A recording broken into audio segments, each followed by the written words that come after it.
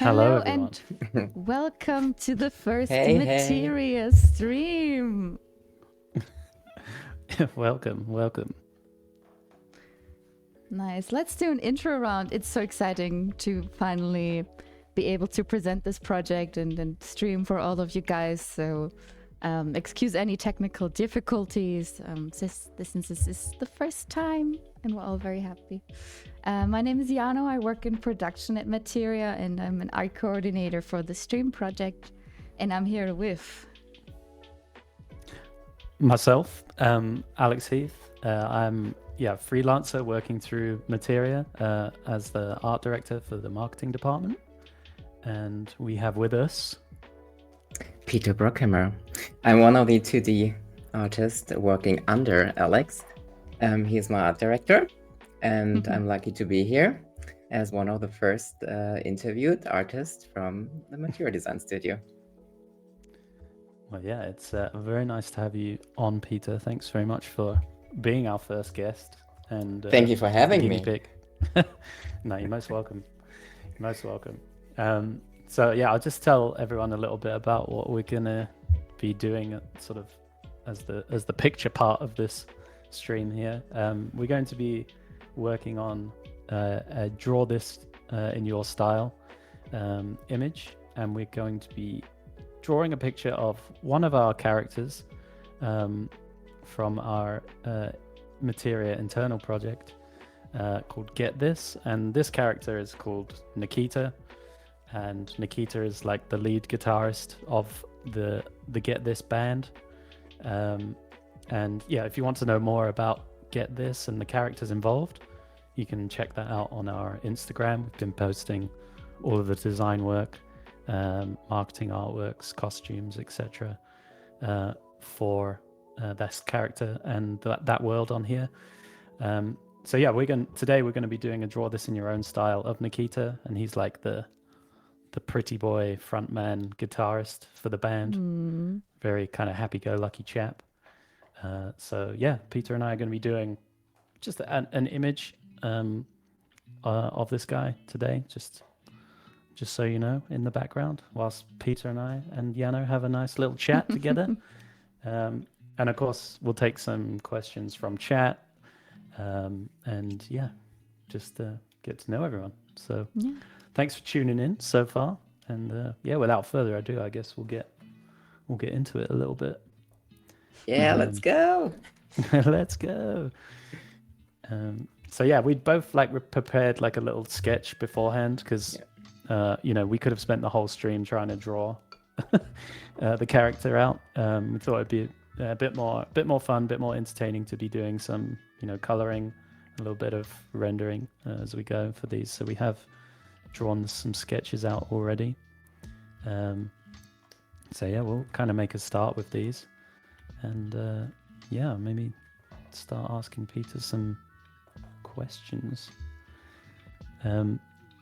So yeah, Peter, we'll start off kind of easy in the beginning.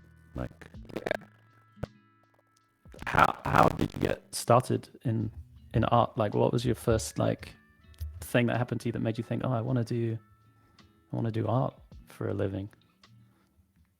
Yeah, so I mean, like, this is a question you get asked so many times, but I never get how to say, like, old talking about it, because each artist always has an individual path in their life, and there's some similarities, but there are also super different influences. And yeah, for me, it's always super cheesy to talk about it, but this is how it is. So when I was little, I would say like maybe around 3 or 4 years, I was spending Christmas time at my grandparents' place, and for my father's side.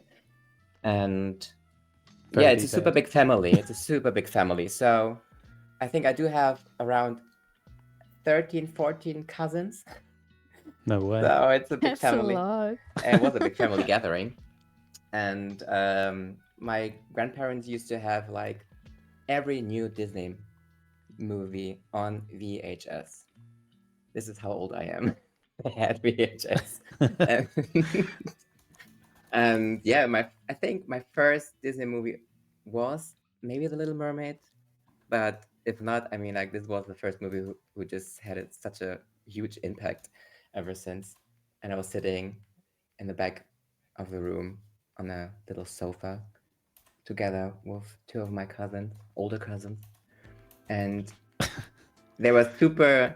I say like they found it super cute how excited I was about this movie. I was like, "What? This is a mermaid?" And oh my gosh! And I was so thrilled and hyped, and yeah, just love that.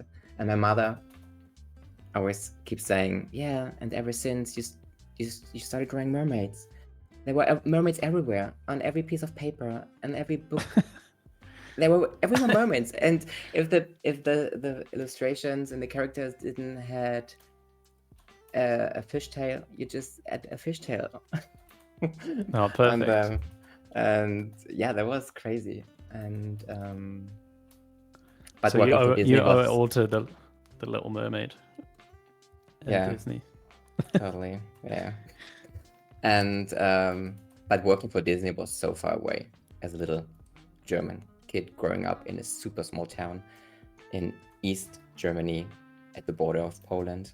And but yeah, my parents didn't know what to do with me.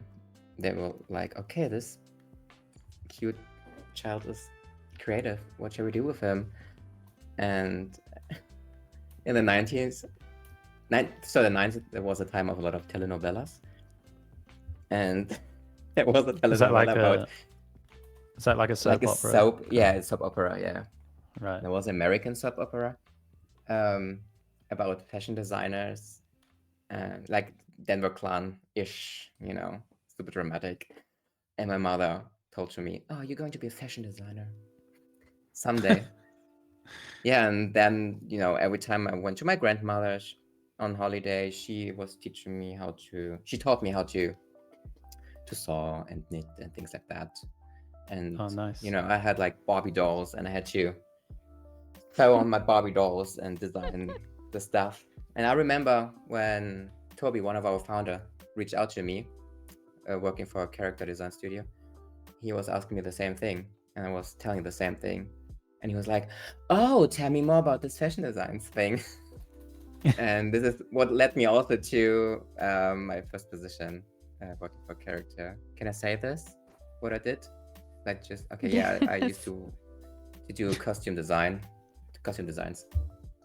to work on costume designs. Yeah, that was pretty funny. But to be honest, I didn't know that you worked with character first. yeah, I started in did not know 2020. 2020. I yeah, see. Yeah. And what I wanted to say? Oh yeah, but after I finished my high school, and then I went to Berlin, and I had like those talks at university with people about studying fashion design. And every time I left each university, I was just shaking my head, looking at my boyfriend. I was like, no, I think I don't want it. No, this is not what I want in life. And then by accident, because a friend of us used to study visual communication at the university in Berlin, and then he passed me the booklet. Do you say booklet or the brochure? I don't know what's the English word. Yeah, brochure. Yeah, brochure. Yeah. The brochure. And I was like, oh, they offer illustration and animation and concept art and digital illustration. I'm like, oh, maybe I should try it. And this is where I landed too. Yeah, this is how it started. But my path to get my first job, that was another story. It's Enough so funny. talking. A whole other story. With all this suing and stuff, it's kind of like they turned you into like your own, like it's your own Disney princess backstory in a way. Yeah, it's quite funny because Peter and I were briefly speaking the other day because I was like, oh yeah, I basically only wear black, and we were saying how Peter and I are like the yin and yang of each other. He wears all the colors so that I can wear black. And then we have this we have this Peter origin story centered around the Little Mermaid, and mine basically is like all centered around Alien, Really? Yeah, like my dad showed me the film Alien when I was about 8 or 9 years old, and That's a little I early, huh? absolutely loved it. Yeah, and I absolutely loved it. I was like, this is insane. Like, obviously, because up until then you're watching like cartoons and stuff, and so yeah, that I was like trying to trace the alien off the television, and that was like the Oh. first time I really like drew for a purpose. You know what I mean? I was just like really obsessed with the alien and like couldn't get enough of it, and yeah, so started tracing it off the television, like sticking a bit of paper on the TV, pausing the the film old and trying to draw school. it. Oh my Yeah, god, because I I did was almost just the same. approach. Just with Yeah, Disney Yeah. movies. same. yeah, exactly. But yeah, I was just obsessed with it. But yeah, that's funny. We've got the yin and yang origin story going on. Yeah, opposites attract. Look how well we're working together. Well, very sweet. Well, Well, are we? No, I joke. no, it's not a joke for me. But that's cool. That's real cool. So, have you ever had anything like super unusual or surprising that you've had as inspiration for your work? Something you And didn't expect or anything can you like repeat the question? Like, that? Basically, like, have you, like, what's the most unusual or surprising place that you found inspiration for your work? Like, either unusual place. yeah, either like personal work or studio work or anything. Like, is there do you have a funny story or inspirational thing funny that you story is- found? So in general, there was a time where I really had my sketchbook with me every day, and I started just sketching wherever I was in public transportations or when I was just in the park. And because inspiration is everywhere, and to be honest, it is. You just need the time to find the inspiration. I used to draw people in the metro, but then I got Oh yeah, annoyed after a couple of days because I realized it was all the same. Their phone. yeah, that's true actually. I can, yeah, I'm really good at drawing people like sitting there. I'm really good at drawing blocks now. Yeah, Staring for at real. the phone. There was actually like an artist. I think he was in New York, like maybe in the 60s, and he would draw people on the metro there, and he kind of revisited it recently, and yeah, he had that similar observation that where everyone was like reading books or the newspaper or chatting or something, that he would Yeah. get like a whole variety of poses and interactions of people, but now it's like everyone was just like in the same shrimp position, like on the Yeah. phone. But it's, to be honest, and it's pretty brave to go outside and draw people. Because when For I'm sure. talking to other artists, they're like, "Oh, I don't feel confident going outside and just drawing in front of people because I feel like everybody's looking at me." What they basically do. But yeah, I totally get that. I mean, I do. If I see someone drawing in public, I always go around and have a look. Oh yeah. I've got to be like, are they good? Oh, back in high school, I used to be in art class. So after the 10th grade, when you move on to the 11th and 12th grade, you have to decide what are your main. Sorry, I have to order myself in my head. So you have to Take your pick your time. 2 main classes, focus classes. Oh yeah, okay. And Yeah. I picked math and art. And my art teacher, he was great. He taught me a lot of things and prepared me for university. I was actually covered for the first 3 semesters. This is how well he was teaching us. And one day, I think I was like 16, He was like, yeah, let's meet at the main station. This is the materials you should have with you, like I think A2 format paper and then just some charcoal. Yeah, we're meeting at the main entrance of the main station. So yeah, we met in the morning, and then he didn't told us what we're doing before. So when we arrived, he was like, okay, right now each of you has to pick a nice shot.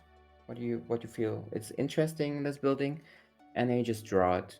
Just find a nice place, sit down and draw it. And we were like, wait, in front of people in a busy main station? Like, yeah, it's practicing drawing in front of people. And it was such a, I said, like, pushed us into the water, is how we say in Germany, like into cold water. Oh yeah, But into the deep end. Into the deep end, yeah. And immediately each of us were like surrounded by so many people, and they were like, oh, are you studying at the art university? And I'm like, no, I'm 16 years old. I'm going to school. Yeah, but now it was super helpful. I don't really care anymore thinking about it. Which is good. Yeah, I think it's a good barrier to overcome. Initially, I think, like, I think you just, at least for me, like the embarrassment came from knowing like that I wasn't that good at that point in time. Right. You know? So Right. then it was like, oh, I don't want to be judged on it. But now I guess kind of welcome critique more than anything, you know. Mm-hmm. I think it's like the only way to learn past a certain point is to like really face up to the critiques and you know, hear all the I say negative, it's not negative, but you know, hear all of that stuff. It's like, yeah, I kind of welcome it now. You have to really, I think. I mean, like, especially in our working environment, you're getting feedback every day, and you have to be brave enough to upload your news version and take the feedback. And yeah, I guess that's like the difference as well in like doing art for yourself and like doing it as a job, is that there's a certain like thing that you need to let go of a little bit and just realize like, oh, okay, to some extent I am doing this for a client and not for myself. Right. And therefore, like, the feedback is to, you know, get the product to work. Let's say. And it's a bit less about your own, like, you know, ego and thoughts on it. Right. But it's a hard one. It's a real hard one. It is to separate this. Yeah, because as you mentioned, it is a product and it's work, and not your personal stuff. Yeah. Exactly. And I remember like finding it really difficult when I was a junior to like take feedback in the beginning. Like, I didn't even think that I would be someone that would take it personally, you know, at the time. And then I realized after a while, I was like, oh, I actually am taking this real personal. And I am that guy. I am that guy. Yeah. And yeah, it was horrible. It was a real eye opener. But you know, luckily I had like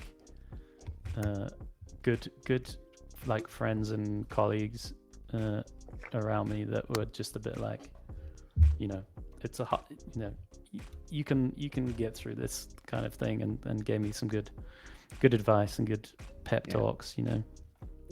It's a process. But yeah, it was yeah, for real. It was really weird in the beginning though, because I just had no idea that I was gonna be that person, or that I even was, and then it happened.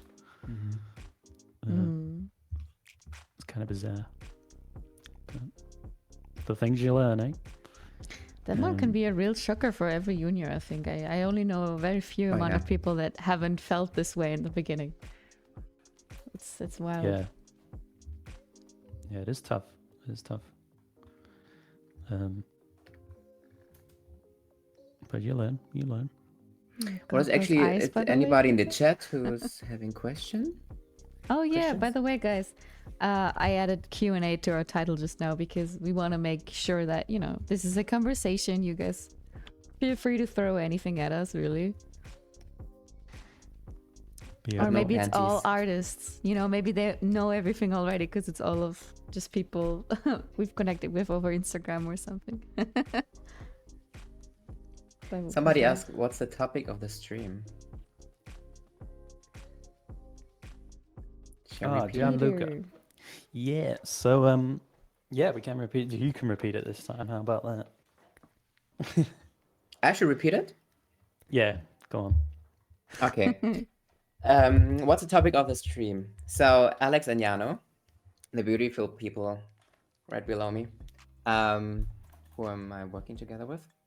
They're holding every last Thursday each month the stream on our Materia design channel, where they're going to invite a new artist every time, whether they're working with us together or not.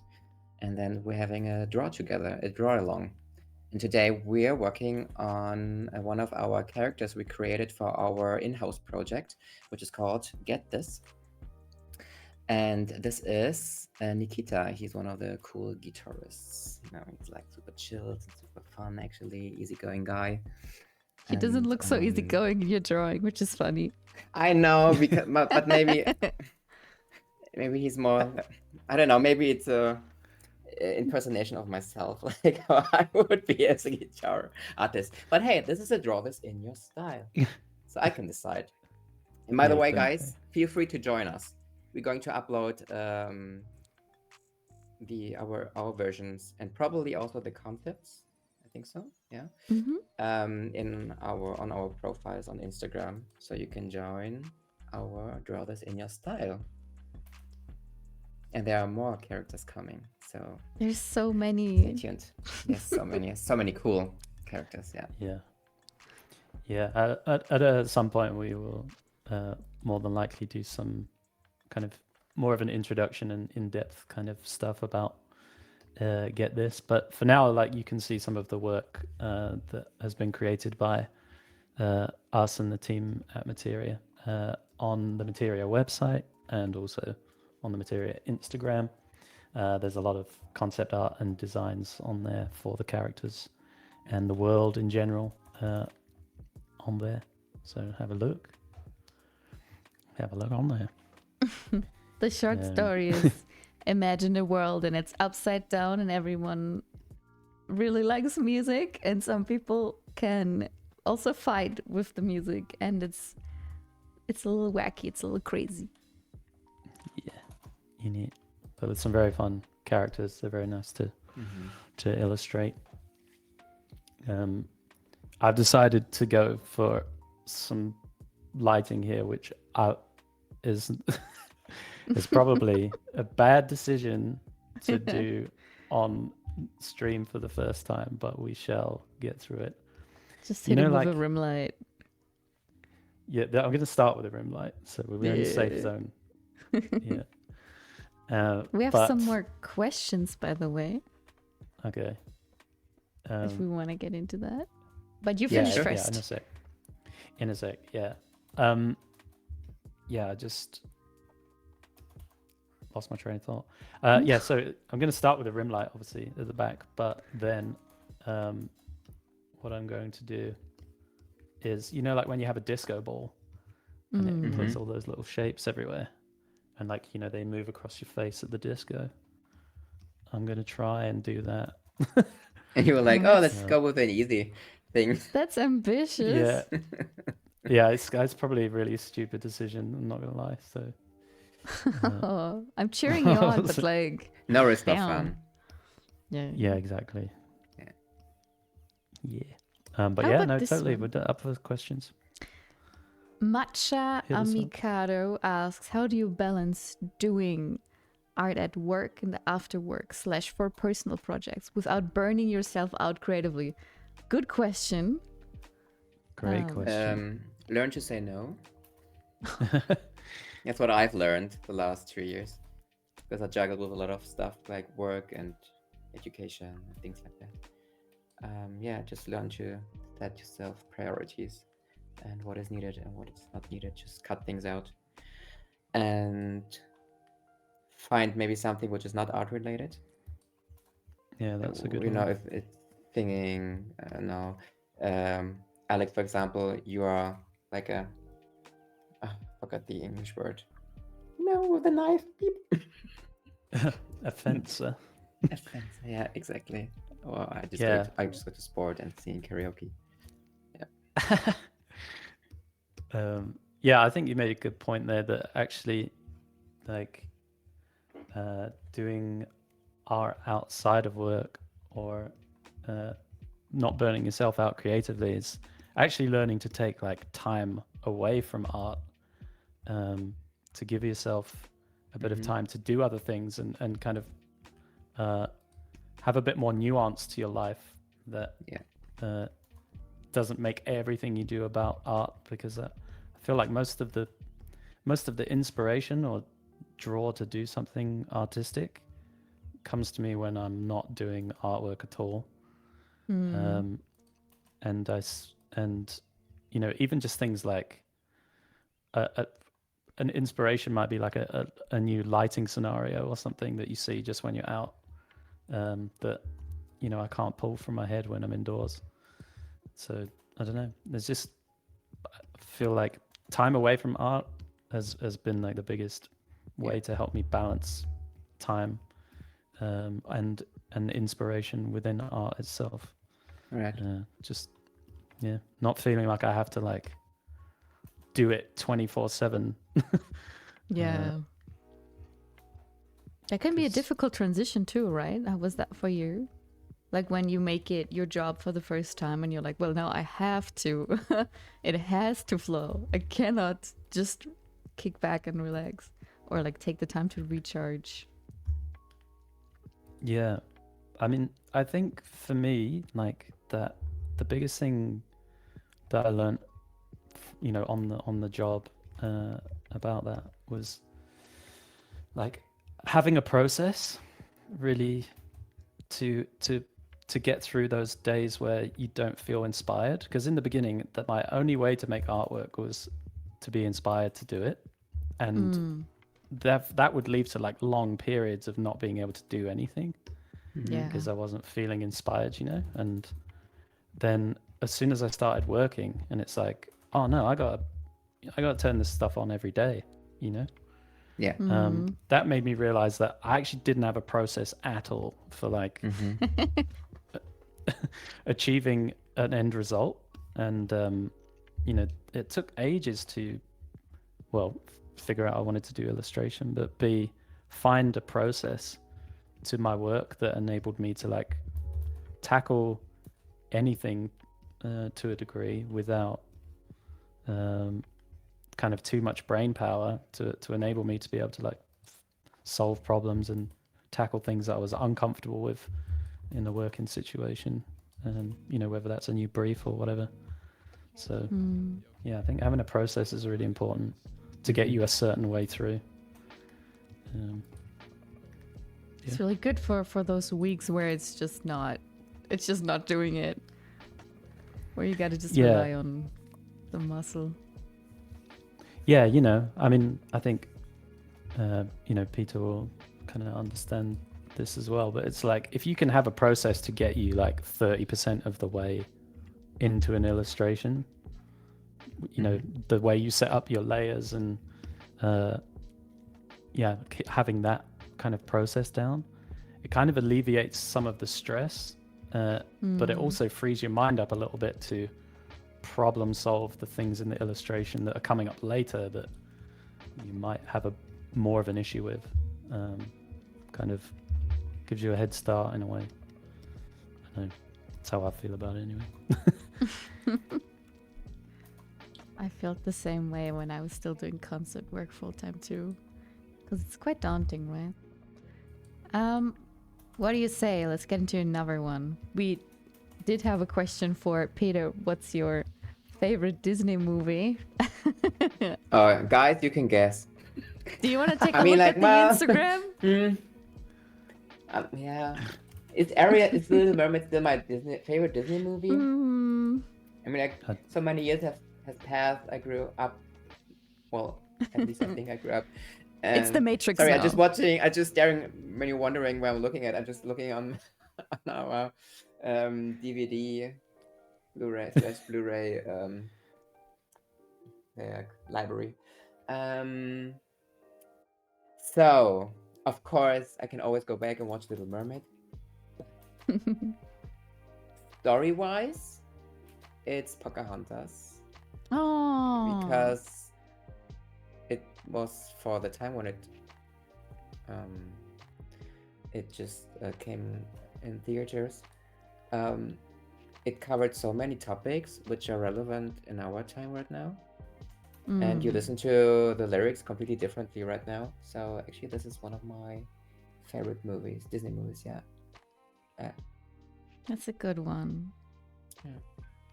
And it's not about the princess and the prince, and she needs the prince, to be fulfilled.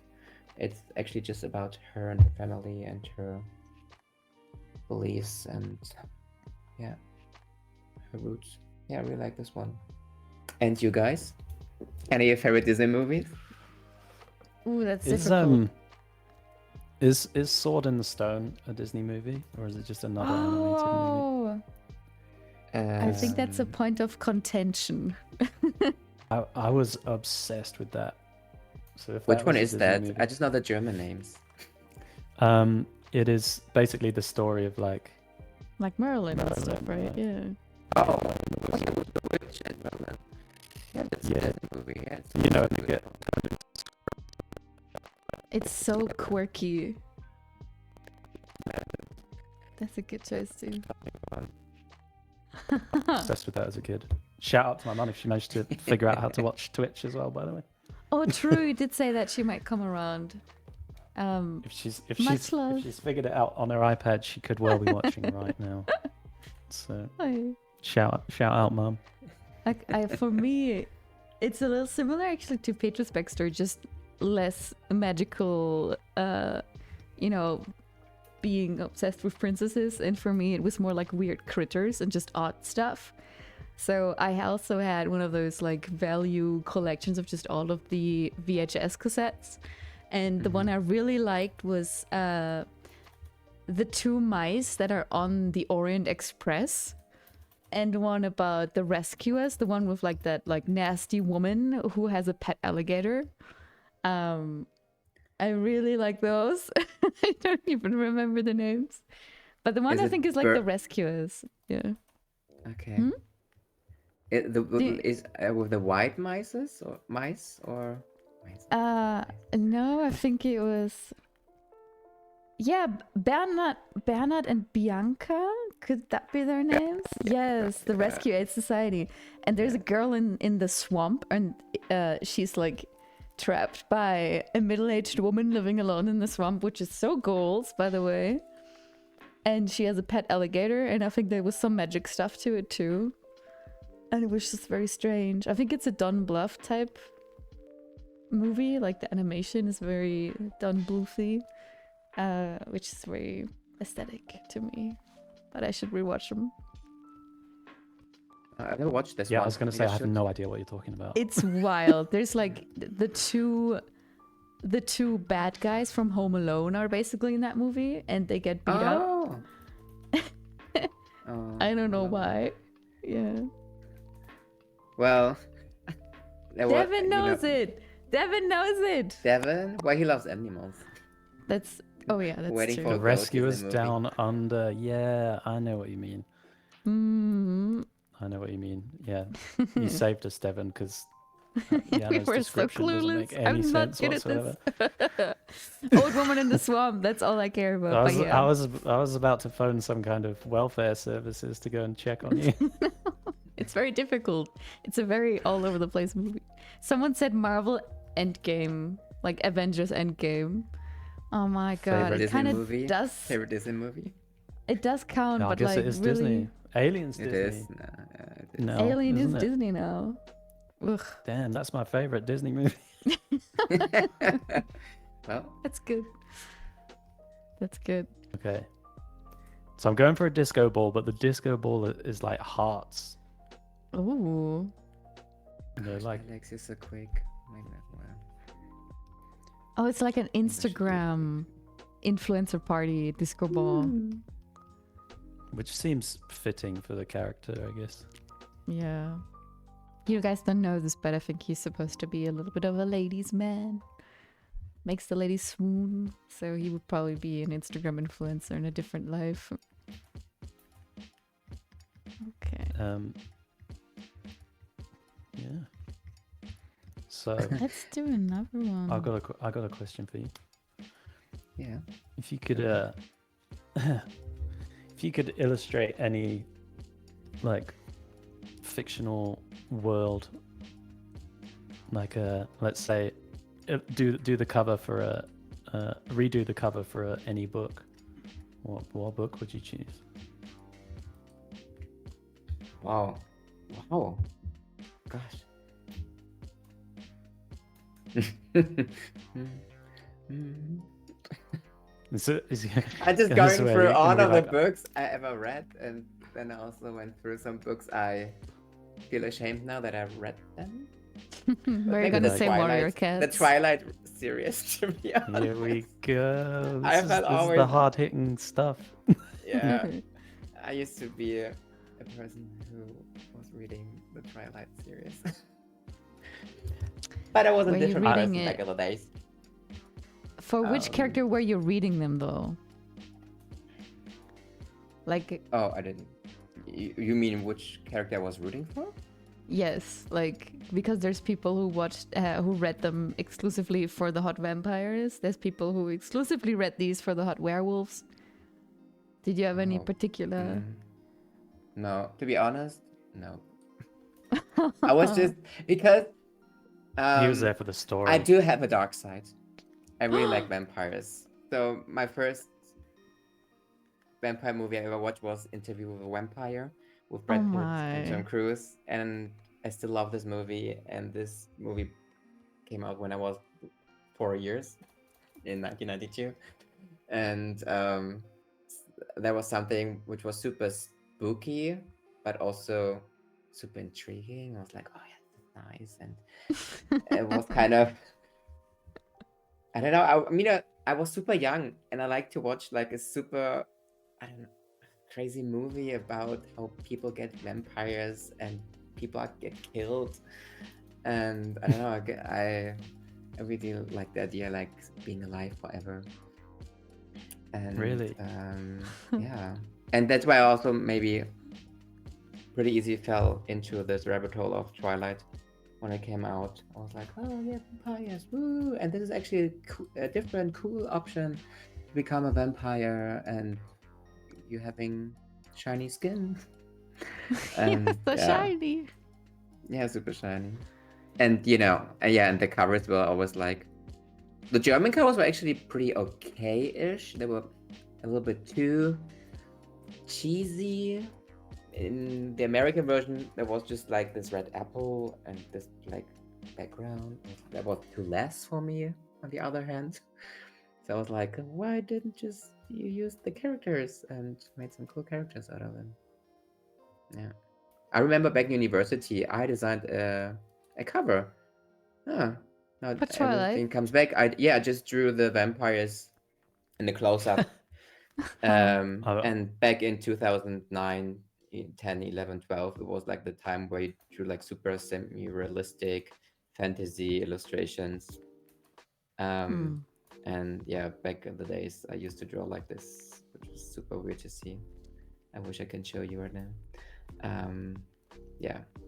I gotta say, I love seeing people's old artwork, especially when it's Same. like stuff that they're like really crushing over when they're younger. I recently like moved into this studio that we've got here, and found like an old folder of artworks of mine that I'd printed off to go for an interview at a university with. And they're so cringe. Like, I cannot believe that I took these illustrations down there. Just really gory, like really kind of bad tone to them. Like lots of naked people. Yeah, it was just at the time I was like, this is so badass. But, Yeah. yeah, no wonder I didn't get in the uni. They must have been like, nah. They were like, But to be nah, not this honest, guy. I do miss this confidence I also had back in the Same. days. When I see now my stuff, I'm like, oh my gosh, Peter, you really dared applying with this stuff for a job, university, whatever. But I was so brave to do that, just to do that. And I would like, I don't know, spend months getting ready with a portfolio because I'm so insecure. Or yeah, more The insecure. Dunning-Kruger compared effect is to- real. Yeah. The more you know, the less you know you know. So you're just like, oh my god, what am I doing? Super annoying. Yeah. Oh well. We've got a good question here in the chat. And they're saying, what does it feel like working in Materia? As young artists, we are taught to chase success in AAA studios, but they are very disappointing lately. I wonder if smaller studios like Materia are a better place for new artists to start their journey. It's a very good question. Yes. Yeah, I mean, all I say is I've only ever worked in outsourcing, which is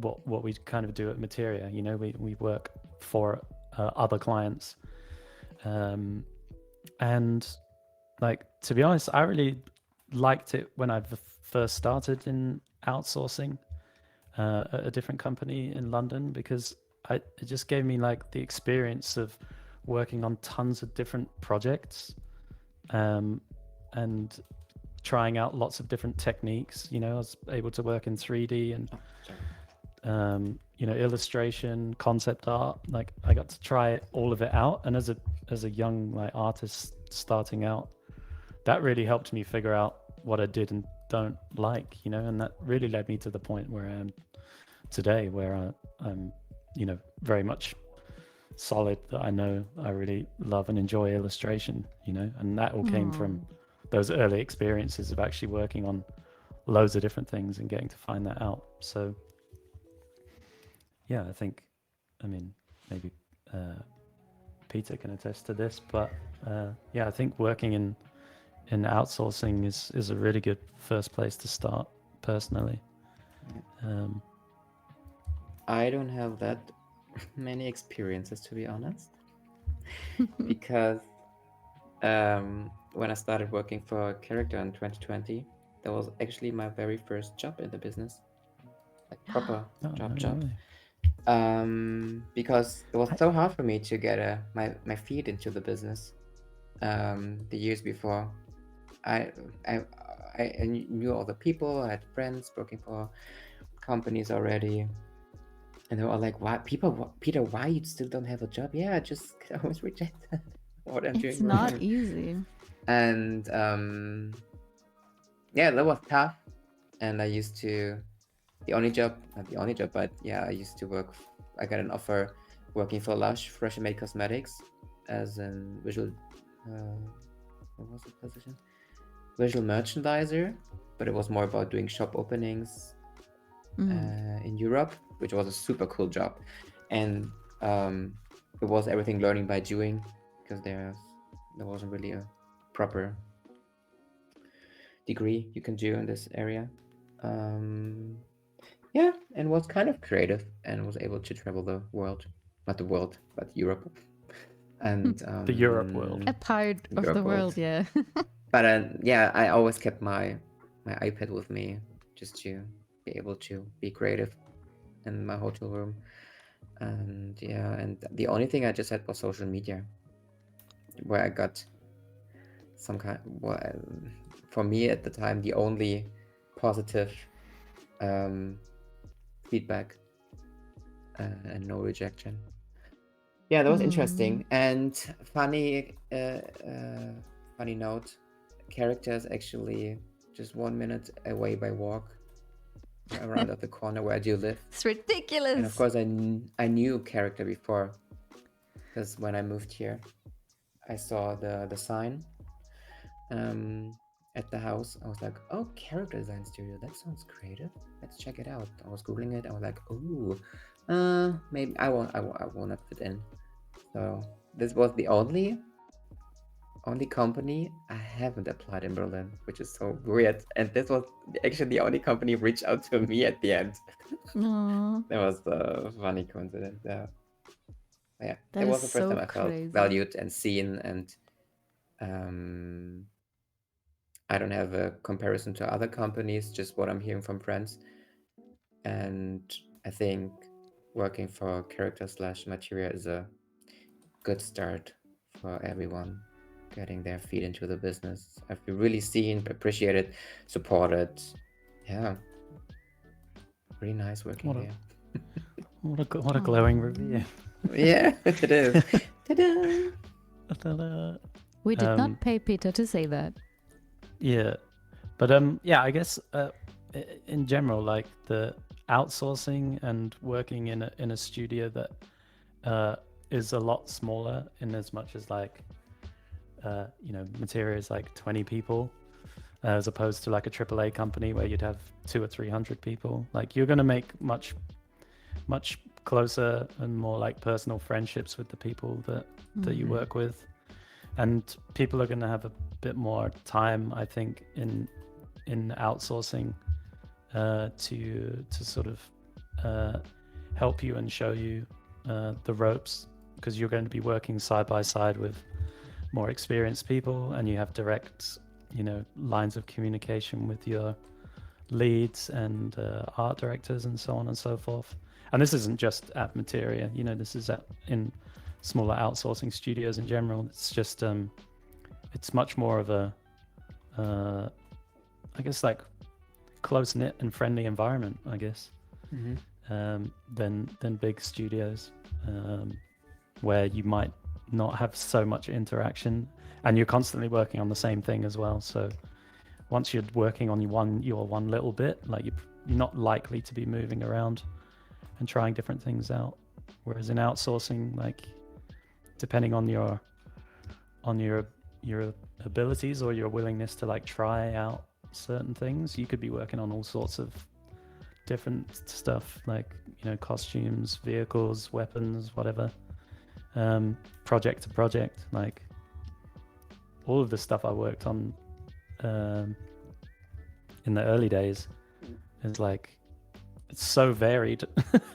And stuff that a lot of it I've never even revisited again, but it'd be like, oh, we're doing like weapon skins for the next 3 months, and then it'd be like, oh, we're doing photorealistic characters for AAA title, and then the next week it'd be like, oh, we're doing like vehicle sketches for a stylized game, and we just had all these tons of different stuff to work on, and yeah, made some really great friends in outsourcing too. So yeah, I would recommend it.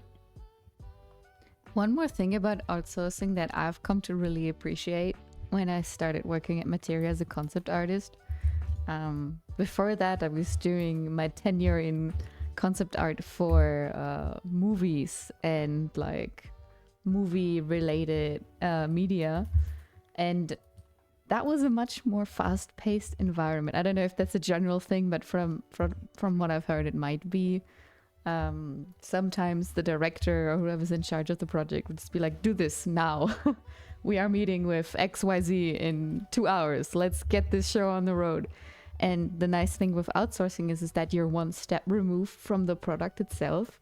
So, not speaking for every outsourcing studio, but in the ones I've heard of and the ones that have a good reputation, I want to say, like in Materia, hopefully, you don't usually crunch so much, because you have a contract, you're working on the project, you have a deadline, and ideally you've known the deadline for a little bit, so you're a little bit more protected. There's like a proxy between you and whatever happens in the actual development of the project. That's nice. Yeah, Much less stressful. Yeah, for real. But yeah, I don't know. I think it's good to for making friends as well, and you know, that kind of thing, which kind of brings me on, I guess, to like another thing that's like really quite important.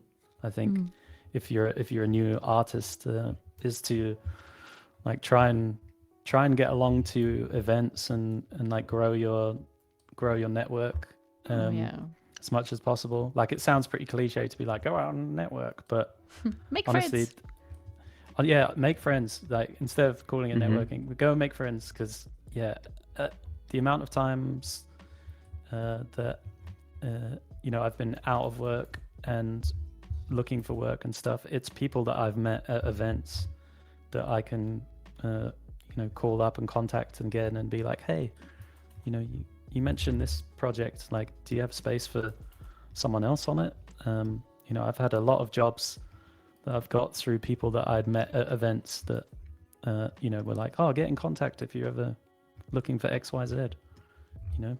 And yeah, it's really helpful to do that. It can be obviously a bit expensive to go along to events, but even if you can make it to just one in a year, and pick like a big one like Playgrounds or, you know, THU or any of the others, then I think it's really worth going along to those.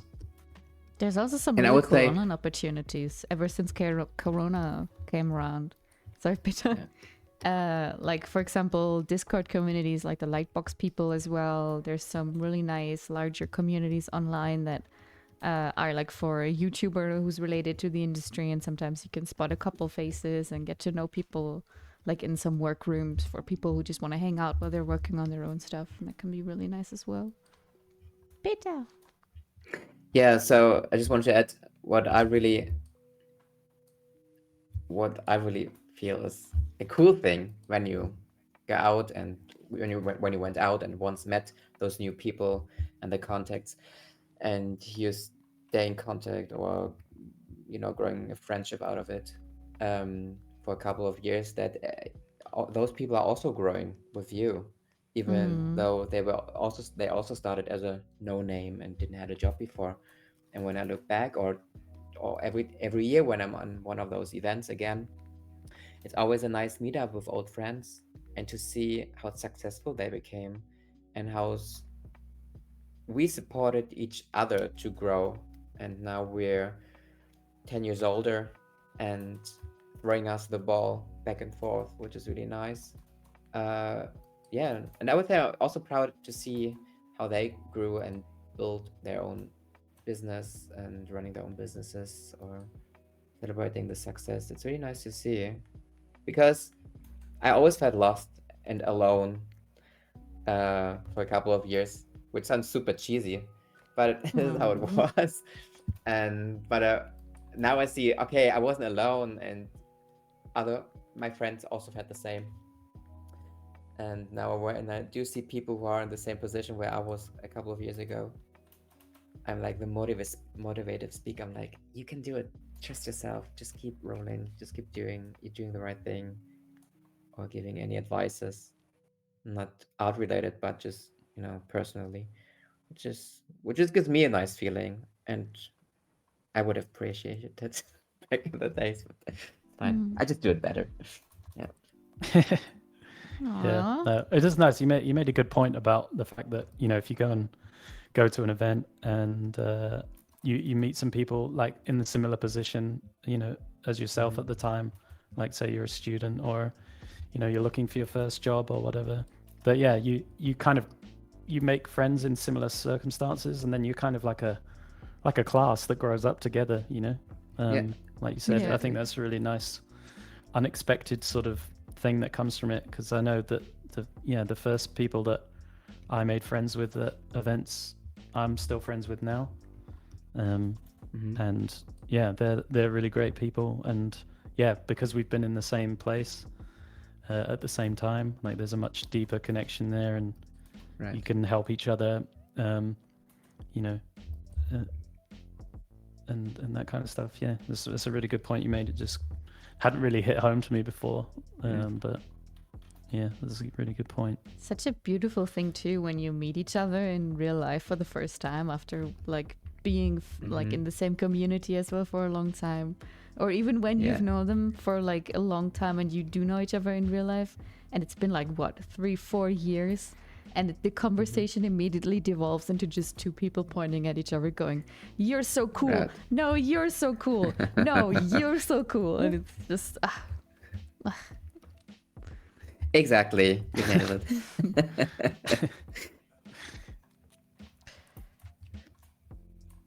Yeah. Very good. awesome. Shall we do another question, guys? Yeah, sure. We have one more from chat. Yeah, if we've got more. Toothbrush. Oh yeah. Toothbrush Keep 'em wants coming. to know, what's one thing you hate to draw?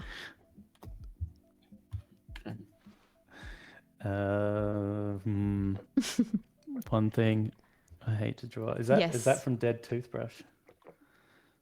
Yeah. Okay. Hi, Dan. That's a friend of mine. Who I met at an event. So, one thing that I hate to draw.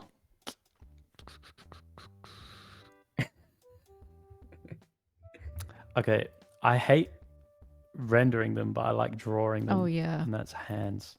that's a classic. Big. It's just such a pain. I love drawing them though, but rendering them. If you got them like Big big pain for me. meaty claws and you got to do the veins across, and you're like, well, this is sort of an elevation, but it also goes down, and it just ends up looking a little too fleshy. Yeah. Yeah, I don't know. It's not that I find them even particularly difficult. It's just they just take so long to do To do them right. Yeah. and to get right. Yeah, exactly. That, and I think super hard surface stuff like vehicles. Yeah. Yeah, that kind of stuff. Hard tech. Yeah, Like a tank. really no fun. Yeah, no fun for me. I'm just not like. I think you need a certain mind for vehicles and understanding like how things work, and just a different process altogether.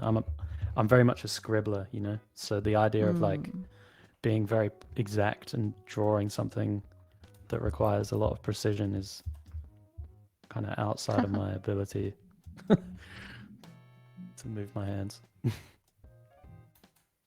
What about you, Peter?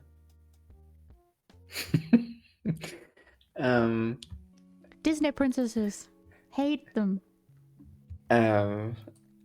I do hate, well, maybe. Well, I'm not good in designing. I mean, like, I hate designing. I hate coming up with clothes and vehicles and props or Really? whatever. I don't know. I just hate fashion design. I don't hate it, but it's like, You it's hate so weird it, and because you I used used to to do work for the it. costume design team. But I always remember, even then, back in costume designs, I was like, oh, now I do remember why I didn't want to do fashion design. There was always something that was, I didn't really felt connected. It wasn't really flowing. Even though I followed all the rules, it's always something about designing clothes. I don't know. I really like when everything is done. I love to take the finished design and just use the caricature and just create a story around him. But designing something, well, it depends on. I actually also like designing, but depending on what. Yeah, and I don't like to draw feet. I hate feet in general, but sometimes they don't really make sense to me whenever I put them in perspective. Even in shoes, I'm like, I don't know. I really like to draw hands. I love drawing hands. I don't know why. Hands always appear to me super easy, even in perspective. I totally understand hands, but feet, I'm like, what is this triangular shape? It looks super simple, but when I think about anatomy, I would do it differently. I don't know. It's so crazy because Yeah. when I started becoming sort of okay-ish at drawing, good enough to do it for money, I didn't know why, but I was very good at drawing naked feet, but very bad at drawing Okay. shoes. And I was just like, this is suspicious. Whenever I went to like life drawing, I was just like, these people are going to assume things about me. Yeah. And it followed me like a curse. No, not at all. Sorry.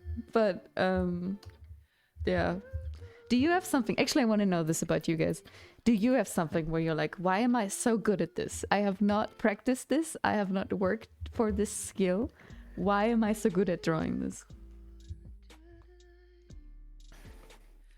Do you have something like that? Oh, that's a hard question. Really? Especially asking myself, what am I good at in drawing? I'm good at telling you where I'm not good in at, you know, where I'm not Peter, good at drawing. what are you good at? I don't know. Tell us.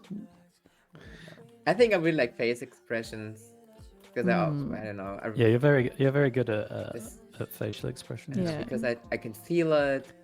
I do them by myself when I'm drawing them, just to observe my muscles and everything, my skin, and yeah, I did it on my I would say the Skillshare class. That was also one of the focuses. Or just put yourself, take pictures of them, and then just abstract those shapes in a certain different way. I don't know.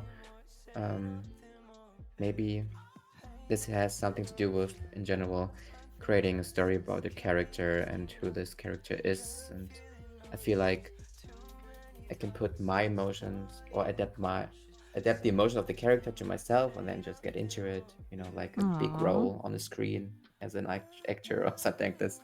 I don't know. Just my boyfriend always says to me, "You're really good in mimicking people, like adapting their features, how they talk, how they behave."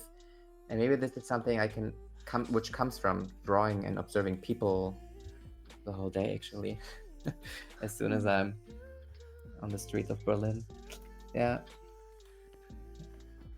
Do you find this as well? Like if I've been rendering a face during the day, when I go outside and I'm just like on the street, I feel like I recognize Really? everyone that I look at. And it's really weird. Yeah, I feel like I'm looking at everyone and I'm like, oh, I know this Really? person. I know this person. And I think it's just something to do with like concentrating on faces all day and like the distances between eyes and everything. That yeah, when I go outside, then I feel like I recognize everybody, and it's a really weird sensation. That's crazy. No one. No, No. I've never had that. But maybe this is cute. You should actually go to the people and just introduce yourself. Like, hey, I know you. I think I know Just making you a you. friend. That's a great skill. Yeah, I don't know them though.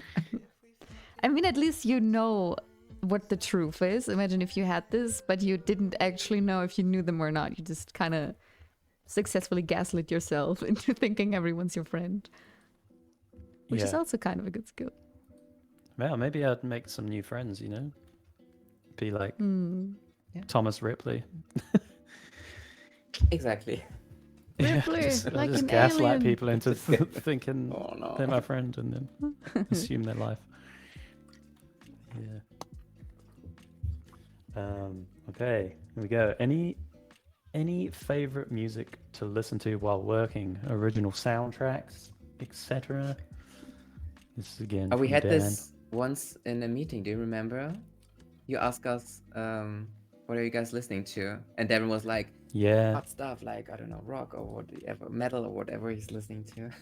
And I was like, nah, just some spa sounds with birds and a piano in the True. background.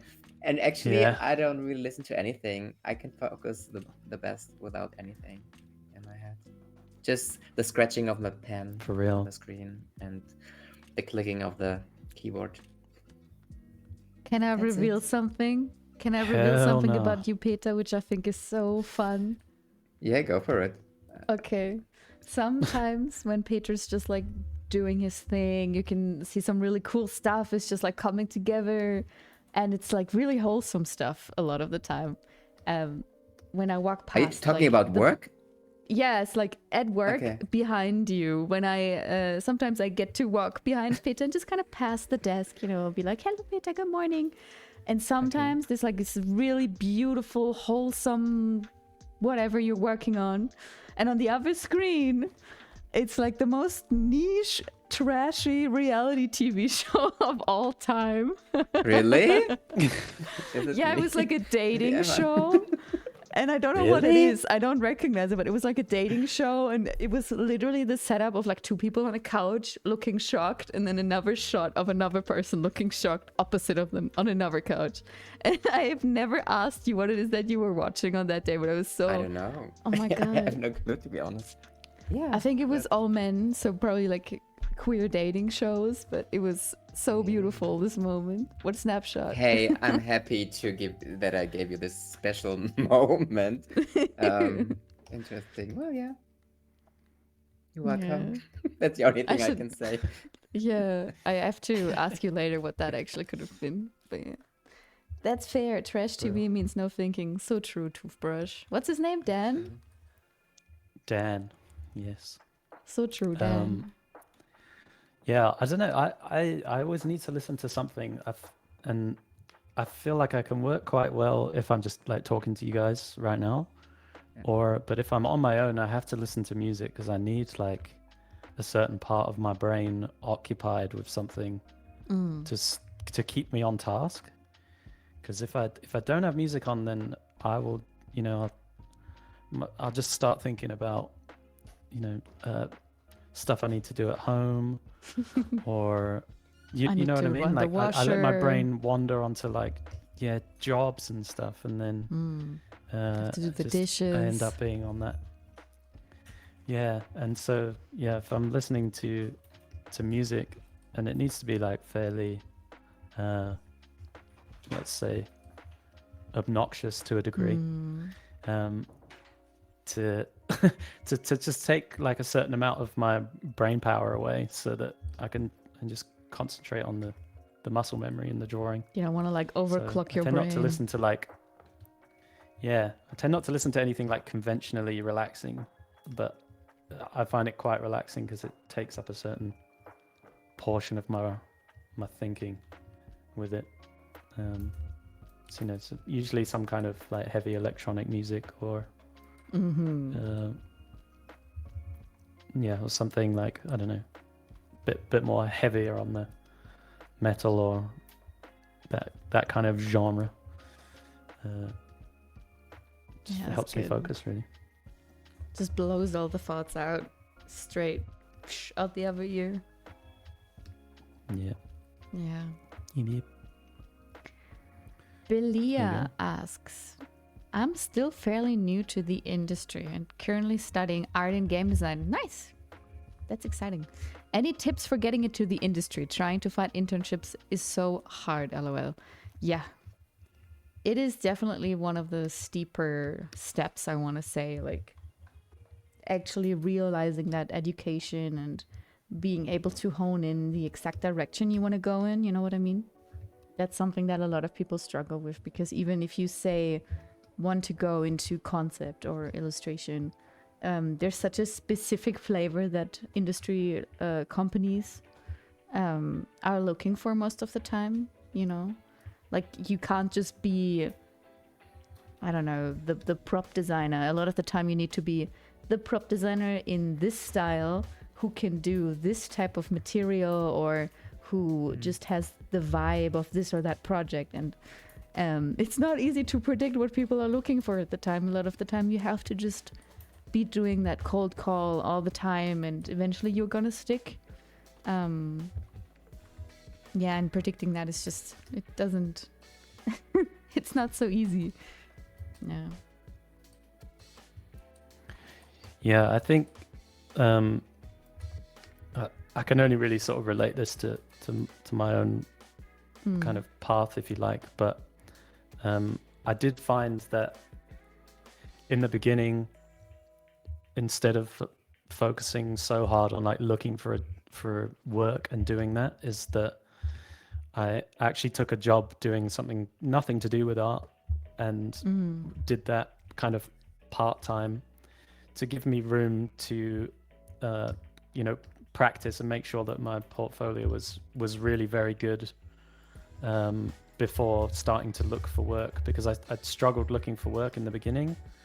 I had a few kind of freelance jobs, and I found them so difficult because my skills weren't there, and I was then working and not able to practice. And I was like, actually, do you know what I need to do is actually just give myself a bit more time and realize like I'm not quite as good as I need to be right now. And if I'm working, even if I got a junior position in the industry right now, I'd find it so difficult to like keep that job and work in it because I'd have to still get my skills up. So yeah, I ended up just not going into the industry as early as I could have, I guess, to stay out of it and practice more. And I think that kind of benefited me in the long run, because then when I did go back into it, you know, the journey was a lot smoother and much less downtime and stuff in between jobs and so on. And it was a bit of a difficult thing to do in the beginning because I didn't want to work in a bar, obviously, but that's what I was doing. And using my free time to practice. But so I know that's maybe not the best advice. Like, hey, how do you get into the industry? Don't do something else for a bit. But I think it might sort of stem a couple of years of searching and heartache if you can focus on like improving away from the stress of having to work in the industry while you do that in the beginning. Because I didn't get my first junior position till I was 27. So you know, there's no like, I would not have been able to do it when I came out of uni at like 20, 21. It was impossible. So yeah. Yeah, that should never be the standard that you're striving for. And, you know, potentially, I mean, you could be that good, right? If that is the case, then, you know, we're all rooting for you, obviously. But for a lot of people, I think that expectation is something that can, you know, hit you quite hard if it's not met, right? That's been also very hard for me. And there's other ways now, you know, you can also do a mentorship. Maybe if you can afford it, or if you find someone who's willing to work with you. That's been very helpful for me at the time. Just someone who has, you know, the time, and maybe also has just information, right? That's also very helpful, just to know more about where you're trying to go and what they actually need and want, right? So that was very, very helpful for me. No, I think the big scary thing about doing part-time is there's also a lot of people who, you know, it requires a lot of determination to still stick with your training, even though you're like spent from working in a bar. So that is also quite scary. How was that for you? Like, did you find it easy to be like, no, you know, now is my day off, I cannot relax, I need to get grinding and, you know, like do draw bugs? Yeah, I mean, don't get me wrong, there was certainly days where I was like, nah, I'm not doing art today. I'm playing PlayStation. There was a lot of that, but yeah, I don't know. I was so like into the idea of being, you know, a concept artist in the industry that I don't know, that kind of really motivated me to just keep going with it. And yeah, I had like days where I wasn't so motivated to do it and this, that, and the other, but I don't know. I was like, this is literally the only thing I can do. So if I'm not going to get a job as an artist, like in the industry, like I am just going to be working in this bar. And I was like, I don't want to do that. Like I was like, so I really have to focus and do this. And yeah. Yeah, the sunken cost fallacy goes really strong with art careers. It's like, yeah, I did this all my life. In the beginning, it didn't really kind of bother me, but you know, the closer I got to being like 25 and then 26 and then 27, and I was like, I'm still not even at my junior position yet. Do you know what I mean? Yeah. And that really spurred me on in that kind of last year. I think I really put a ton of effort in, and I started networking loads more. I moved to London, And yeah, just at that last year, I kind of really ramped up everything. But yeah, You have a studio now. Oh yeah, There you go. Hey, and that it's was real. that was 10 years ago. So fast forward, now, yeah, here we are. Okay. Let's see. Do we have any other questions? Do you want to do one of our magic bag random questions? We have a magic bag random question. Oh yes. Yes. Give it to me.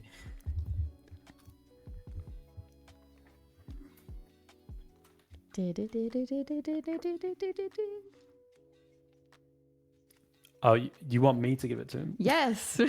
Okay. Oh, okay. You've been doing I have so no clue, well at guys. doing those. I was waiting for you to say I it. was making profound eye contact with your icon on Okay, my cool. screen. Profound. Okay, here we go. This is a weird one. Oh. If you could draw with any other medium, what would you pick? And this doesn't need to be necessarily an artistic medium. This could be like sand or Ooh, those know. mandalas. something weird. Something weird? So it has to be funny. Well, Okay. Let Be me funny. think about it. To draw with a material.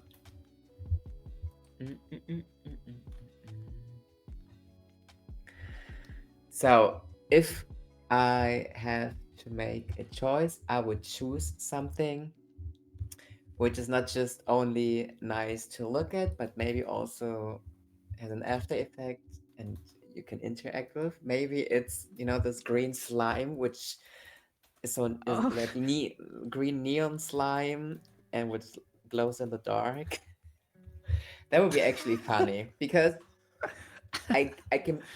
I'm so sure that not a single person can pass this image without sticking the finger in it. And this is actually Wow. the most fun thing to see, to be honest. That's a good one. Yeah, That's I a really good I one. wasn't expecting that. You're welcome. Dabbing. No, not the dab. No, this stream is aged. Show aged your bad. senior citizen pass. Oh, no. I don't know. Okay, next what one. Did I choose? I choose maybe like something like melted tar because it's pretty metal. Damn.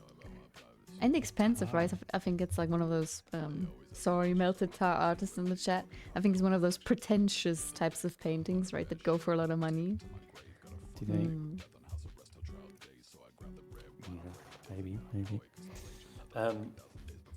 Maybe. Maybe you can't even answer this on stream. But what's the strangest thing you've ever been asked to illustrate?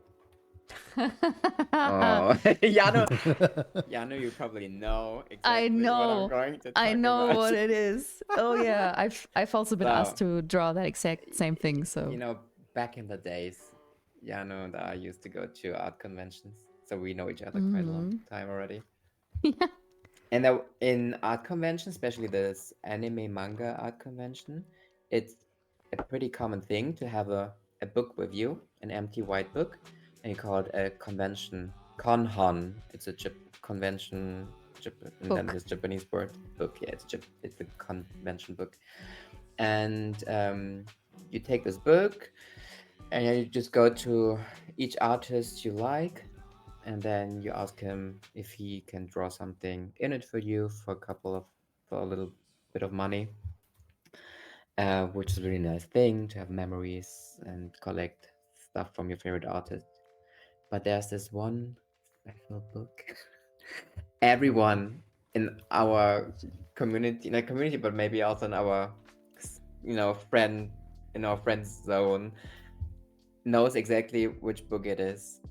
And it's a book with really explicit illustrations with some love interaction between anime characters or maybe Kirby and Pikachu, and then the trainer like Ash Ketchum, and then there was Sonic, and Oh my it was God. not. It was something for adult. What I've seen It's there, creative. but really nice drawn with Copic markers, and But I said no, thank you. But I can draw you a mermaid with boobs. And Yeah. everybody had this book, but he was paying really well. Yeah, it And he was a fun. very friendly person, if I recall, and like, you know, Yeah, he don't was super friendly. yuck somebody's yum and stuff. So all good, all fine, consenting adults only. So no damage done. But like, that is definitely a legendary book. Yeah, maybe there's Amazing. someone in the chat who knows what we are talking about. Maybe. Yes. Oh, here's a nice question in the chat. What's your favorite thing about working together? Aww. Ding ding. Should I start?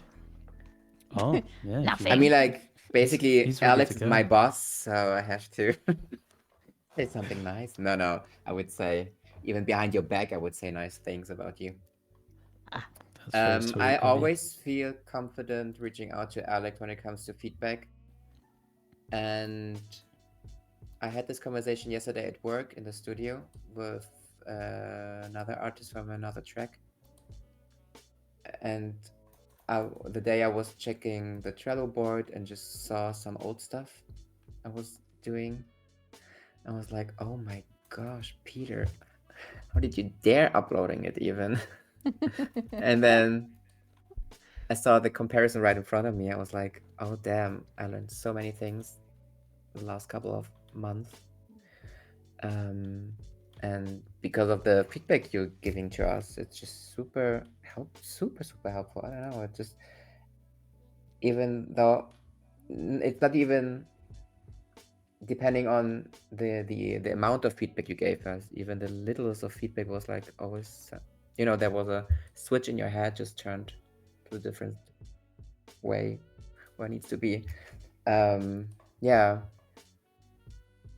and you have this really, you like a teacher somebody wished for. This is Aww. your thing, like drawing and talking about what you're doing and explaining stuff, like the videos you recorded for us, for example. And I'm always like, where the day just has 24 hours, and how is you just putting all of it into one day? Yeah, really appreciate it, and we can always make jokes. Yeah, I was gonna say I really like Peter's enthusiasm and sense of humor. It always makes me laugh a lot. Aww. Specifically whenever I ask Peter, like, hey, what tunes have we got? Like, what are the tunes we're listening to? And yeah, Peter's always got some really something that I'll remember as well. Like, you know. Oh some yeah, the really- good vibe songs. Yeah, exactly. Like, Yeah, that's when we true. need some good studio vibes, Peter's always got the playlist. Yeah, Um, Mariah Carey. yeah, And but Sync, maybe. no, I mean, Peter's super nice to work with. Very relaxed, very chill. Takes feedback very well. Which is And, important yeah, like I and said, not easy. Yeah, no, not easy at all. You know, especially in production, a lot of the time, there's not like a ton of time to like go through and praise everyone for every good thing that they've done. You know, there's only a certain amount of time that we have really to like go over stuff, and you know, so being able to take feedback like well, and even though you're not necessarily hearing like a ton of praise at any one particular point because of, you know, just time and whatnot, you know, I think it's really, you make my life a lot easier. Oh, good to hear. Working. Yeah, but no, super nice person to work with, and additionally as well, Jano is very nice to work with. I think That's true. or even though I don't get to spend like a lot of time with Jano, like we don't work like directly with each other apart from with the stream. Like when we were like, oh, maybe we should do a stream, I was thinking I want to do it with Jano, because even though we haven't spoken loads together, I feel like we can definitely we can definitely talk a lot of shit. Yeah, And the blabbermouths. that we always have a great time chatting to each other when I'm in Berlin and stuff like that. So But this is Janu's superpower. Like connecting Yeah. and chatting with everyone. This is so... it is. Thank Yeah, you, I'm like, oh, my guys. social battery, I don't have enough for it. Just for a certain amount of people. And Janu's like... bah, bah, bah, bah. But it was always the superpower. Yeah, that was crazy. Thank you, guys. so- Aw. Beautiful bunch. And Sure. yeah, and this isn't even everyone that we work with. That's There's true. even more cool people at our company. Yeah, And the crazy but- thing is, like from our marketing team, I'm the only one who's in the office and working in Berlin. The rest is like somewhere else in Europe, that doesn't really it's not really a problem. We still have a really nice connection, and Yeah, for that's real. cool. The marketing team had some really cute errors as well. I want to talk out of the Nähschränkchen for a second about something that really made me happy whenever I saw it. A little while ago, you and the marketing track had a tradition of sometimes just starting a call in the middle of the day or like in the morning, and it would just be people like doing warm-up sketches, drinking coffee, talking about the animals that live around their house. And I loved popping in and sometimes just listening in or doing like live drawing with you guys while someone's like talking about can I say this? Someone has a goat. Amazing. I love it. Yeah, so he's that here. was He's great. listening right now. You, goat person, I appreciate you. You bring great vibes. Yeah, for sure. There he is. Summoned. Summoned. Yeah, but Two goats. it's nice. I mean, like I think the vibe that we have going at work is really nice. You know, I mean, it's why I've stuck around for several years now. Like, it's by far the nicest and chillest place that I've worked, and like everyone, it's just been really great. Looked after me and my needs, you know. And yeah, it's really cool. I'm not just saying that because we're on the stream and it's a company thing. Like, I honestly mean it. I'll send you the It's, company bank transfer link after the stream. Thank you all very much. But yeah, it's super nice collection of people that I would say are friends and not work colleagues, you know. And there is a That's true. difference. And it's also Hi, important Cookie. to separate during work. Like, okay, we're friends, but you're also my colleague, especially when it comes to giving feedback. Do not take Oh, it yeah. personal. Yeah. Yeah, for real. So So yeah, nice that there you we could go. join us, Cookie. Oh, Cookie's here. Cookies there. So many Welcome, beautiful people came welcome. around today. You have So 30 nice. minutes with us left. Yeah, Let's make him good. let's make him great. Well, I mean, how's the image going, Peter? Yeah. Yeah, I'm just staying at the upper part of the body. Just to get things done with bounce light, main light, shadows, things like that. Not really any special effects like on your side of the page. I've refrained from zooming in because I know how much of a mess it's going to be, What will expect you on the next It's actually And, smart. layer? and it's increasingly just getting more and more saturated. I have to do a little bit of a tweak You've to the given him some saturation. majestic waves though, like he's got a blowout. Yeah, I Look at just the have a hair question. shine. I just have a question to the chat. Mhm. Because I left the background because I wasn't really sure what to do with the background. Just like flames or lightning or just Ooh. steam or whatever. Just moving in a certain wavy direction. So if you have any ideas, chat, please let me know. I thought maybe this is something I can integrate you guys a little bit in what I'm doing. Explosions, Vilja says. Explosions. Oh, yeah. I mean, he's a musician, stage VFX, like pyros. Yeah, fire would be actually cool. You have to draw the ship. Oh, you mean Well, the tour thanks, bus? Devin. That's an easy Lightning, one. yo. Ugh. You have to Pyrotech. draw Yeah, the ship. yeah, I think It's gotta be Fire's also- booms. yeah. Slime, lots of Lightning, green yeah. slime. No. Oh no. Oh, maybe Dan. this has the wrong You- intention then. Lightning, yeah. Maybe I want some lightning in the back of mine now. Now that you've said Yeah. it. A wall of amps. That's actually a really cool idea, Devin. Like amplifiers, you know, like those big boombox type things. You mean for me or for Alex? For me, I think for you. Yeah. Yeah. Okay. Wouldn't be so hard to draw. Not as hard Well, as the but ship have- or the bus.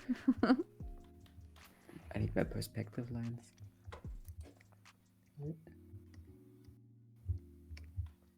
The colors are so nice you guys chose, by the way. I love that in Alex's, it kind of looks like he's a lynx. Like he's got lynx ears with the little tuft of hair at the top. Yeah. Oh yeah. Like a fennec fox. Yeah. You can stack your Nikitas. They're stackable with the ears. Like those Yeah. videos of fennec foxes that are just like bup, bup, bup, bup. Like a totem. Yeah, they're real cool. Super cool, those things. Yeah. Super cool.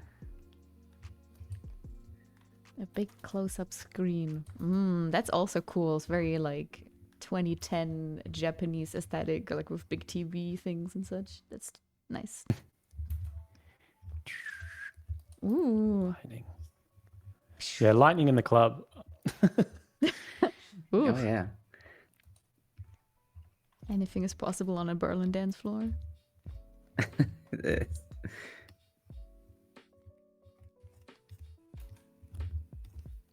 Oh, for real. I feel like this has gone like super. What they're like neon, like hair metal band. Yeah. It's kind of like POV. You fell down on the dance floor and you're looking up, and this guy is like a little bit suspicious, but he's still nice. He's trying to help you up. This guy. Hmm. Yeah, I don't like the lightning. It's too much. I don't think I quite achieved the heart disco ball light thing that I was going for, but you know, It's kind of working. whatever. It looks like those effect, like ball-shaped light engine things that you can put under your ceilings, and then like it projects something. Kind of similar to those star machines that can also like project stars around your room, just with hearts. Oh yeah. I know what you mean. Yeah, so it kind of works. All right, we'll take that. Good enough. We'll take that. Hmm. Do either of you have any like rituals or like habits or anything that you do before you sit down to draw? You don't have to like walk around your room counterclockwise 10 times or anything. I've heard of this. I don't have it. But Do you- I've heard of this. Do you know people who have habits? Because I'm like, well, I just wake up, I go to the sport, and then I take a shower, prepare myself, making my tea, sitting down, and just start. This is like, it's super boring. Yeah. No, it's pretty standard. I don't have anything weird, I don't think. Daisy says that I make sound effects quite a bit when I'm drawing now. I can You make imagine. sound effects, Yeah. for example. Well, it's not like I'm sitting there making like gun noises or anything. I think it's more like involuntary noises. Yeah, I'm not really sure to the extent of what those could be exactly, but My boyfriend Probably is just doing go- that when he's stressed. Oh, really? He's doing like this water drop thing, and it goes like, oh, like I just that, can like, do it a pop, little pop, bit. It's like, I can't. yeah, it's not. I can do it like him. It's super loud when he's doing it. Mm. Yeah, my mouth is too dry. No, I just try to have like 5 minutes breaks in between. This is what a couple of other colleagues that are handling it, just having like a 5-minute break, just to reset the mind. But I'm like, I don't feel like just staring outside the window, so I'm trying like maybe doing a quick study of drawing something else just to reset my head. Yeah. That helps me actually way much better. Yeah, recently I've been doing like setting a timer for 45 minutes and like working for 45 minutes and having like 5 or 6 minutes off, and then just Right. resetting the timer and doing that because yeah, I think it's just like but previously, you know, I'd just be drawing all day, but you know, now having more responsibility and not being able to sort of sink several hours into a piece at any one time, find it quite hard to like concentrate in the same way because I'm having to sort of do lots of different things in my day. You know, instead of my day being like, I'm gonna be rendering on this image for 8 hours, it's gonna be like, you know, some meetings and feedback and you know, other stuff that might come up. And just now find it like quite difficult to just concentrate on one task at a time. So started setting timers so that I just sort of do an amount and then have time to like let my mind wander on other stuff. But I never used to be like that. But yeah, something that's fairly new to me. A new habit, I guess. Oh, that's interesting. We have a new chat question. Welcome, Art Novice. They ask, when it Hello. comes to working with clients, did you ever have to develop a strategy to solve a difficult problem for a customer? That's very interesting because I don't think we've mentioned it before or not properly. We are actually quite closely allied, I want to say, with another design company. Their name is Character. You know, of Game of Thrones fame. They did a lot of work on God of War, the Horizon franchise, actually. And this is actually, interestingly enough, super close to how they approach a lot of problems. We might have some character artists as a guest, if time allows, maybe in the future as well. So maybe we should also remember this question for that day, because they definitely do a lot of strategic thinking. We at Materia, obviously we do that too, but I don't know, maybe do you have a different approach to this type of stuff, Alex, Peter? I think Alex can say more about this. Yeah, I mean, I think maybe this goes back a little bit to when I was talking about having a process, right? I think for us to be able to solve like the illustration needs of a client and come up with like, you know, an illustration that suits their needs with all the stuff that they need, like us having a process in place for being able to do that from sort of sketch all the way to finish is our strategy for dealing with the unknown of a new client and you know, all the trappings that might come with. So yeah, I think we sort of do develop our own kind of strategy and working process so that basically all the artists are on the same page as each other and we're able to pass work between each other, and that's how we kind of solve the difficulties of I guess the individual illustrations and stuff that we might work on. You know, I think Yeah, but that's probably answers the question, I think. Yeah, yeah. It's an interesting one. I think because of kind of what we do, we're much less like problem solving in the same way that design problem solves. You know, design problem solving is obviously something very different from what we do, at least in marketing, where we're just doing illustrations basically. So it's a different kind of problem solving that we have. It's usually the problem is how to best like tell the narrative of this particular situation, or like how best to show off you know, these characters doing a particular thing, and so on and so forth. So those are the kind of the problems that we have to solve. And the strategy for that is our process essentially. And a lot of pitching obviously involved, right? Yeah, for real. So yeah, I guess maybe that answers the question for you. That's probably about all I can say about it, really. Yeah, it's definitely an abstract one. I think there's a lot of you know, pieces that fit this puzzle, because, you know, when you think about it, every sketch is kind of a problem to solve, right?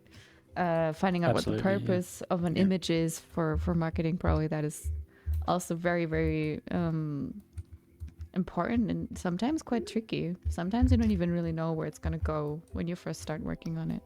You can use tools to try to like deliver a more intense painting, or, you know, make it more fitting for this or that product, but at the end of the day, that is all so client specific. You just have to figure it out with them, right? Yeah. Yeah, but yeah, I guess it's problem solving visual stuff and not yeah, there's really only so much I can say that and be safe in saying it. So That's true. We do also have to be careful. Yeah. Yeah. But yeah, it's a good question. Very good question.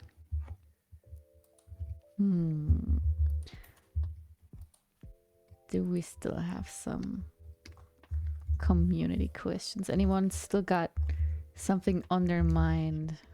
This is your time. We're still gonna be online for a good 10 minutes, and then it's goodbye for today. So use your time wisely with Peter. That's true. It's actually all about me guest. today. It's It is all about you. Peter, Guys, be real about this. if I want to become a viral sensation in the next in the next year, what should be my strategy? To be hire a manager for this, because I have a clear. To be honest, I really hate this whole influencer thing, and when because I'm not an influencer, I've never been. I just wanted to so my only aim was always just to do art and make a living out of it, but not just making art, you know, working really in the game industry / movie industry. And as I mentioned earlier already, social media was the only thing where I got recognition for what I was doing. And I really said to myself one day, okay, I just do this social media thing until I get a job. And then I got a job. And it's really quite around on this profile. And what was actually the point? Wait, give me a second. Yeah, and this whole social media thing, of course, I had the time where I got invited for certain events, and where companies sent me stuff. That was really nice, but it was never my focus on doing it. It just like the follower just generated naturally over the years. When I started Instagram 2013, in 2013 nobody had a clue what is Instagram. You just upload your pictures, and I was just photographing my food and my sketches. And then I realized, okay, I get more likes when I just upload my sketches and my drawings, and I don't delete all of this old stuff. I really enjoyed just going back because it's a certain life period portfolio, and I can always go back and maybe just even inspire myself and just redraw stuff. That's true. Yeah, that's actually a really nice thing. But yeah, I'm not an influencer, and yeah, I don't use the number of You stumbled into people it. follow me. Yeah, That's so fun. yeah. But to be honest, when people are contacting me on Instagram, when it comes to questions like, okay, what can I do to become an artist, blah blah blah, I'm really more there to be of a motivation speaker. This is what I really do enjoy. Just so, yeah. Because a lot of people are contacting me with, oh, I'm really doubting myself. I'm not good enough. Blah blah blah. There's the industry is so full of artists and so many amazing artists, but maybe stop looking on Instagram and comparing yourself. This is so not helpful. Just focus on yourself. It's not the vibe. Yeah, not the vibe. Yeah. That's true. Right, you got to go to the premiere, right? I don't want to go too much into like what you do or like where you went and all that, but I remember that was one of the things where I was like, oh my god, that's so cool. You mean the Little Mermaid premiere? Yes, the live action. Oh my gosh, that was. After this one, I achieved everything. Yes. Like getting an email from Disney Germany and like, hey Peter, we'd like to invite you. I'm like, what? Little Mermaid. And funny other story. So in Germany, they are dubbing the movies in German. And one of my friends, she's dubbing movies and animes and games. And when I went to the movie premiere of Dungeons and Dragons, she was also there. Oh. And I was wondering that day, why is she sharing one of my Ariel illustrations? And then she was like, Peter, there's a reason behind it. I'm like, what kind of reason? Yeah, don't tell anyone. And she was telling me in the full theater. I'm going to be the voice of the Little Mermaid in this new action movie. And I was like, no way. Yeah, that was really cool. Is it your friend who's also the voice of Sailor Moon? Sailor Moon? Wasn't she also like a very famous anime girl voice? It was not Sailor Moon, I guess, but I think you mentioned something. Well, she's doing a lot of animes, but I'm really... that's fine. I don't know. I'm really bad with animes. The voice actor girly. Sorry. But she was dubbing Sabrina in Chilling Adventures of Sabrina as well. That is nice. Devin wants to know, by the way, before we wrap up in a little bit, what's the first thing you think of when you wake up in the morning? Another day. Yeah. Depending on my mood and I don't know. To be honest, the first thing is, Peter, you have to wake up and don't push the snooze button. This is, to be honest, every morning my first thing. I'm thinking about it. Yeah. Every morning is a battle, man. Yeah. It does not get easier. I thought it would. It doesn't.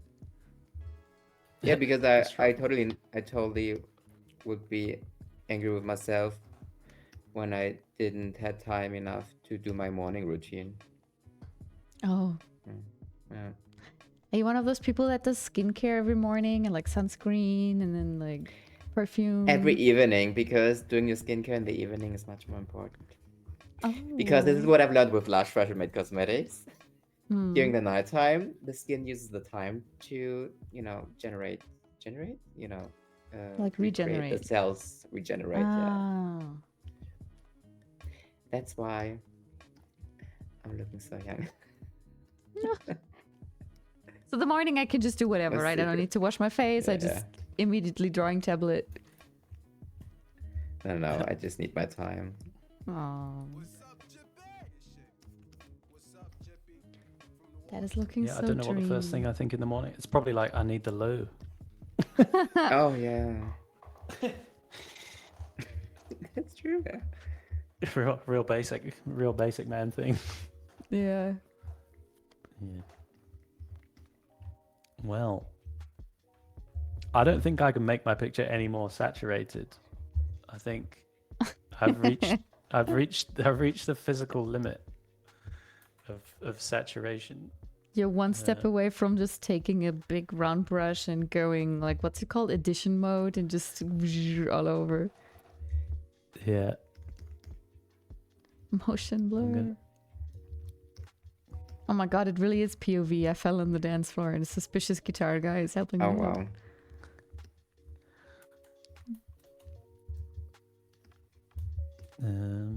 Oh my Yeah. god.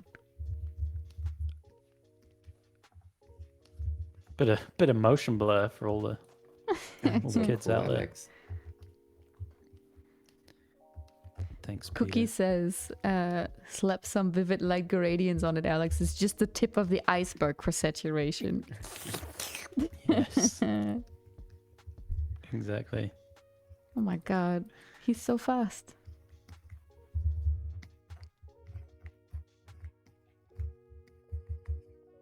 Well, yeah, this has been very fun. I don't know about you guys in the audience, but I've really enjoyed myself. Oh It yeah. was nice to do. It was nice to do some painting outside of work, and chat with Peter and Yano. Get to know you guys a little bit better. That's true. We don't really have any like proper deep talks. No, Like, I we're mean, working every day. No time for it, but But Dog. yeah, it's been really nice. Really nice thing to do, and I hope everyone who had questions in the chat, we gave you some good answers and stuff. And we are going to be streaming more. We're going to be back here once a month with another fantastic artist from our roster at work, and Yano and myself, and get everyone up to speed with what's going on at Materia and all the really fantastic people that we have working here. Yeah. The next so, one's gonna be yeah, a if you- real doozy as well, by the way. So make sure to return. Not gonna spoil it Yes. yet, but this is actually a Please do super return. spoiling thing, like showing who is working at the moment for Materia. I'm like, we're never allowed to talk about the project we're working on, but then when people see like who is working in our teams, like, oh, what? Yeah, we got some real cool people with us. do. All right. Guys, I think that's it. Thank you everyone for your nice questions in the chat and for your cute comments. It was very nice to spend some time with you all. Hey, is it possible to watch the stream later on? Sorry, it is not. There might be a library of our streams someday in the future, but no plans yet. We are just a humble studio and we cannot do storage. Sorry. Yes. Any last words? Peter Brockhammer? Oh, Peteman, true. thank you so much. Any last words? Well, I hope not my last words in general, but for today's stream. Today's stream. Yeah, thank you for having me, and thank you for having you guys every day in my life for the past couple of years.